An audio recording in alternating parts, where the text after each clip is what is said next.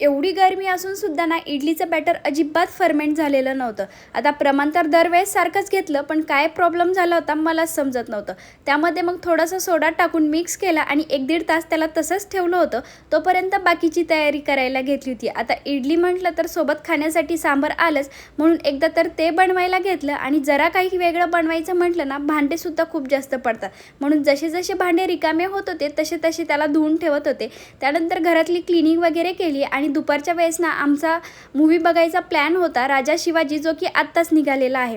खरं सांगते हा मूवी एवढा भारी आहे ना, आम्हाला दोघांना सुद्धा खूप जास्त आवडला होता। प्रत्येकाने एकदा तरी हा मूवी बघितलाच पाहिजे। आता घरी येताना काही खाल्लं नाही असं अजिबात होणार नाही, म्हणून पाणीपुरी खाल्ली आणि रात्रीच्या जेवणामध्ये ना आज बेसन चिले बनवायचे होते।